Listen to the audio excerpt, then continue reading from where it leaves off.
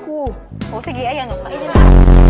Halo pa eh. Ang kukulit nyo. Sungit mo naman, meron ka siguro, no? Oo, meron. O. Gusto mo sampal ko sa'yo yung pasador ko? Ha? Ninakaw pa rin niya yung bag ko. Ninakaw niya yung pera sa loob. Lamutakin ko kaya yung bunganga mo. Lamutakin mo! Lamutakin ko na!